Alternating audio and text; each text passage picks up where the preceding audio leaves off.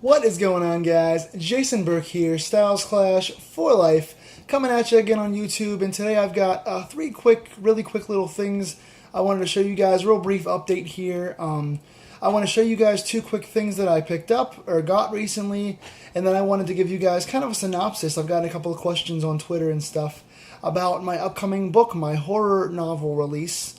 So I will show you guys a couple of little things I got, and then I will get into that. First things first, I got a nice little surprise envelope today in the mail from Pixie Willows. Did you guys know her? My friend Christina Bennett. She is awesome. She mentioned on her Twitter account, I think it was, that she was giving away her personal buttons that she got made for her YouTube channel. And I told her, hey, I totally want to snag one of those in support and put it on my channel and spread the word for her amazing stuff. She does gift showcasings, unboxings, movie reviews. She's really good, fun personality, good reviews, great channel. Go check her out if you guys have not. I'm sure most of you guys know who she is already, but if you don't, add her channel, subscribe right now to Pixie Willows. She is a good channel and a great person, and she sent me an envelope with a little note inside. It says, "Hey Jason, thanks for the support and being an amazing friend. Stay awesome." I can't do the awesome thing. Pixie Willows. And she gave me one of her little buttons, which I told her I'd make a video for. It is the Pixsters with the Harley Quinn colored kind of hammer here. Really cool, like Harley Quinn, Suicide Squad style colors. The Pixsters button. There's going to be a glare, so I will try and get it up on camera here. Yeah, it's going to be hard to see. I'm sorry for the glare. Can you guys see that? I know it's reflecting, but it says Pixsters and it has the hammer. So again, guys, you will not regret subscribing to her channel, Pixie Willows, right away. Really cool friend and great YouTuber as well. Also, I picked up, today I went to a place called Rocket Fizz. I don't know if it's popular or if you guys have one in your given area. I'm from Pittsburgh. There is one at the waterfront next to me. I went out for a lunch date, got some burgers, and I wanted to check this place out. I'd seen it for a while and had no idea what was in it. Basically, it's like an old soda pop and candy shop. There's like billions of different kinds of candies and old flavored sodas and posters and lunch boxes and just a very old school kind of a 80s hip hop kind of a feel, like a sock hop dance kind of a malt shake kind of a place. I don't know how to describe it. It's a very vintage, very iconic 80s look to it. Really cool stuff in there. I actually picked up for $5. I got this awesome poster. It is the Bride of Frankenstein. The monster demands a mate.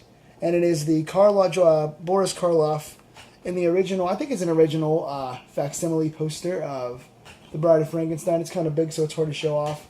Here's the full print. I just thought it was really cool. I saw it for $5 hanging up on the wall, and I figured, hey, I don't see vintage posters like this anymore.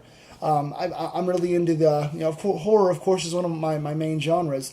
And I don't have much old vintage horror stuff from before the 80s, so I figured pick this up and display it because I've always wanted to see all the incarnations of Frankenstein, and I love the ones that I've seen. So my Karloff Frankenstein, Bride of Frankenstein poster there. If you got a Rocket Fizz near you, go check it out. They seem pretty cool and hospitable, and they have some pretty cool stuff there. Lastly, I wanted to give you guys a real brief update on my horror novel. You guys have asked about the poetry compilation that I released last June called Never Say Goodbye. It's available on Amazon, also available directly through me. I prefer you guys get the book through me so you can spend less money on it, and the money will go directly to me and not through a different fund. But I've got a second book coming out this October. I'm hoping to have the official release party on Halloween weekend because the book takes place on and around Halloween week. It's a murder mystery horror novel, like a 90s whodunit kind of a throwback, called Behind Empty Eyes. And I'm working now on getting the cover picture, the title page cover picture ready. I still have to write the foreword and kind of get the bios and stuff done. But it's coming along very nicely. It is like 70 or 80% done right now. The writing of it itself should be done probably by the end of this month and within the next 2 or 3 weeks. So last week of July, first week of August, the writing portion should be all finished. Then I have to edit and format and send to the printers and the publishers and have them do their thing. But the book, I was aiming initially for next June to be the 2-year anniversary of my last release and do it next June. But it's coming along so well, and it's already, it's a novella, so it's going to wind up being like 105 pages. And we're about like over 70 pages through already, so it's flying. It's going very well. Some brief things about the book. Basically, it is an old school kind of a throwback. It's set in the 90s. So it's got a lot of tropes from the 90s whodunits, like I Know What You Did Last Summer and Scream.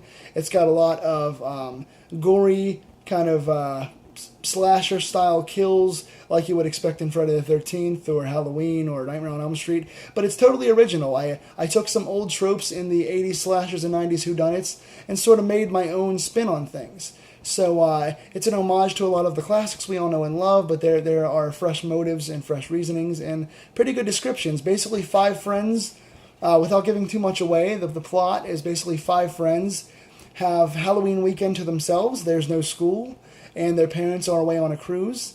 And so they're looking forward to, they've all grown up together since grade school, been friends for 10, 15 years, living in a small open cul-de-sac, basically. And, a very innocent time. I paint some pretty good pictures of the neighborhood. And basically they start getting hacked off. People they know and love start getting mysteriously killed, with a lot of talk about the past and secrets in the town, revenge. I've painted this town to be a place where there are a lot of backstories. Everyone's got a secret. There's a lot of layers to this story. It's not just a brutal horror book, which there is a lot of adult horror and taking the genre seriously again. But also there's a lot of characters you care about. Everyone's got intertwined stories. Everyone's got a past. Everyone's concerned about their future. I mean, these are seniors in high school, and so they're talking about where they're going to go to college and where they're going to go to work, and are they going to leave town? Are they going to leave their family behind? Who are they going to date in the future? Are they going to leave their girlfriends behind? There's budding romance stories. There's buddy comedy in the best friend scenario. There's a lot of self-referential stuff, like in a Scream or a Jason Part 6. There's a lot of stuff that references itself being a book and being a nomenclature of the 80s horror movies. And so you've got a lot of witty banter back and forth and smart characters. So there's something in this book for everyone. There's comedy, there's romance, there's drama, there's horror. There's something for everyone in here. And I think you'll grow to love the growth and depth and the adult nature of these young characters. They really grow a lot in this book. And in the end, I want to stump you all on who the killer or killers are. You don't know who they are going in, and of course you'll find out at the very end on Halloween night. So I'm really excited to tie in this murder mystery. I've always wanted to write a horror novel. It's my first novella. I grew up doing this, writing horror books as a kid. I finally get to actually publish one as an adult. So I feel like it's my calling, and I'm really proud of how it's turned out so far and formulated so fast because ideas are flying out of me. So I'm very excited about it.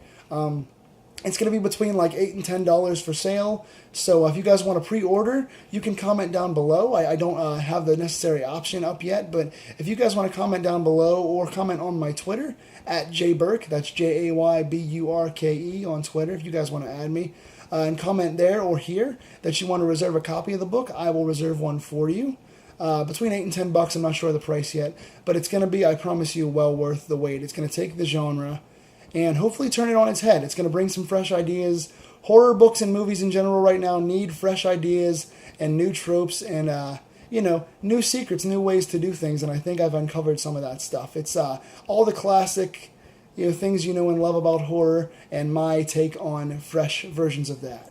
So if you're looking forward to this or what kind of things you want to see in this, tell me in the comments down below. If you guys want to pre-order, comment that down below as well. What else would you like to see now? I've done a book of poetry. I've done a horror novel. What else would you want to see? More of the same? More different stuff? More poetry readings on here? Would you guys want to see me read possibly a page or two from the book, the current book, on my channel? What do you guys think about that idea? Give me suggestions down below. I want to talk to you guys. I want to interact with you guys.